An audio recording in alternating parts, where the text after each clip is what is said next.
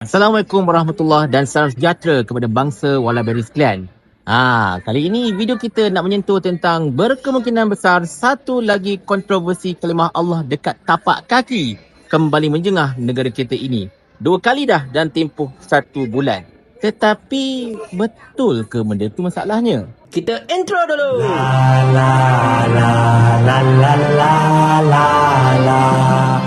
Cerita macam ni tuan-tuan dan sekalian. Yang membuatkan saya teringat nak ulas pasal perkara itu ialah sebab sekarang ni saya berada kat depan kedai kasut.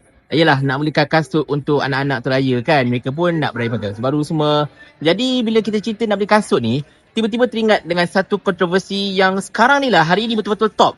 Iaitu berkenaan dengan satu kasut jenama Vans yang dikatakan dekat tapak dia tu ada satu logo ataupun kaligrafi seakan-akan kalimah Allah dekat situ.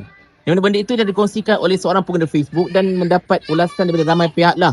Ada yang kata memang rupa kalimah Allah, ada yang kata macam itu cuma satu lambang sebagainya. Tetapi, yalah, untuk video ini, saya bukan nak kata saya menyokong atau tak menyokong. Sebaliknya, saya cuba untuk memberikan satu pandangan yang kita nak minta kalau boleh adil lah secara asasnya.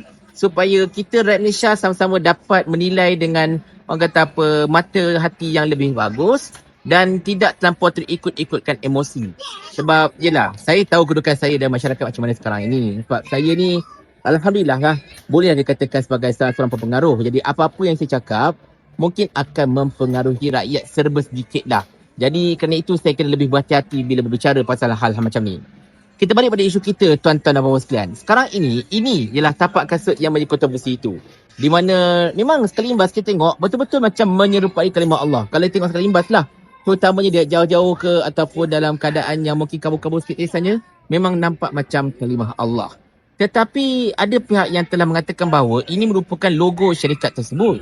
Di mana macam dia ambil siluet ataupun bayangan daripada bentuk kasut yang bertali macam yang gambar inilah.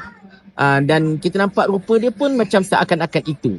Dan basically-nya ada juga beberapa pihak yang khabarnya merupakan mereka yang pernah belajar khat dan sebagainya, berkata bahawa ini memang bukan kalimah Allah sebab kalau ikut mana khat pun dia tak nampak macam tulisan kalimah Allah itu betul-betul clear kat situ. Macam contoh Amir Idris ni kan, dia kata macam tu lah, dia kata benda tu tak nampak rupa kalimah Allah sangat pun sebenarnya. Tetapi itulah dia tahu sekalian, kita nak tengok daripada pandangan marahain lah.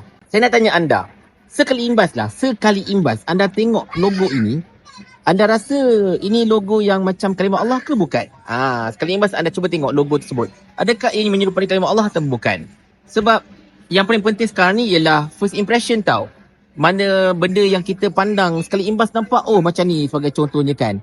Dan bila benda macam tu, bagi saya lah, kalau saya sendiri tengok pun pada sekali imbas nampak macam kalimah Allah. Dan bila orang duk terangkan, ini bukan kalimah Allah, ini macam ada logo siluet dan sebagainya, barulah saya teliti benda itu dan nampak benda itu macam tak serupa dengan kalimah Allah. Tetapi macam saya katakan, yang paling penting first impression. Yang pandangan kita yang pertama sekali imbas nampak, macam kalimah Allah lah. Nampak tak kat situ? Jadi, kalau nak salahkan orang ramai yang duk kata, ini merupakan kalimah Allah, pun tak boleh juga. Sebab memang betul, sekali imbas pun nampak kalimah Allah. Cuma kalau kita betul-betul teliti tengok, dan bila kita mengambil pandangan daripada Amir Idris ke ataupun dari pihak ke, baru nampak macam, ni bukan kalimah Allah, ini nampak benda lain, nampak ada sambung kat situ sebagainya kan. Tapi macam saya katakan, first impression is very important lah. Sebab at the end of the day, benda ini kita nampak secara terang, macam ni lah rupanya. Macam tu lah. Dan ini membangkitkan persoalan. Mereka yang buat kasut Vans ni, yang buat logo-logo macam ni sebagainya, mereka ni memang tak ada macam QC ke, quality check ke? Mereka memang tak ada periksa apa-apa ke? Main lepas macam tu je kan? Apatah lagi mereka memang tahu. Benda-benda yang berkaitan dengan kalimah Allah ini memang sangat-sangat sensitif. Dan benda bukan kali pertama, banyak kali dah sebenarnya. Sangat-sangat banyak kali berlaku. Di mana siluet-siluet nampak macam kalimah Allah dan sebagainya itu memang kita condemn, kita marah, kita bantah dan sebagainya. Dan benda tu tak ada beza je dengan kali ini. Jadi, sekali lagi persoalannya, tak ada ke siapa-siapa yang buat macam QC ke, quality check ke, periksa balik ke keadaan, betul ke serupa macam ni ke apa-apa ke kan? Takkan tak ada. Ataupun adakah mereka memang ada QC, tapi mereka yang buat QC itu tidak terdiri daripada orang-orang Islam, orang Melayu.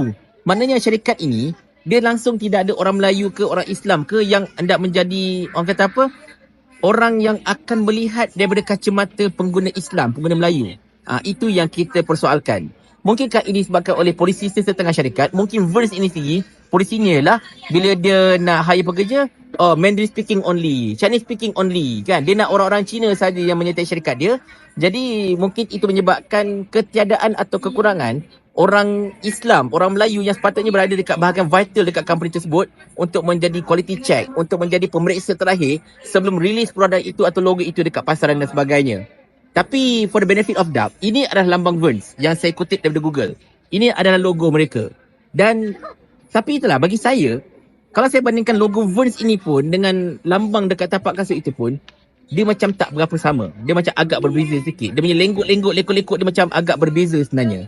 Jadinya tuan-tuan sekalian, apa-apa pun bila kita nak balik pada kesimpulan cerita ini, nombor satu je lah, first impression rakyat, orang-orang yang boleh lihat logo itu, dia akan nampak kalimah Allah. Itu kita tidak boleh nafi dan kita tak boleh salahkan mereka. Kita tak boleh kata, kita hanya akan pandang apa yang kita nak. Tak. Sebab kadang-kadang bila benda tu macam agak clear rupanya macam tu, jadi dia tak boleh jadi macam tu. Nak bagi contoh. Dekat belakang saya ni kan, okey dekat sini. Kita bagi contoh. Kalau dia kata kita nak pandang apa yang kita nak kan. Kita nampak benda ni nampak kalimah Allah.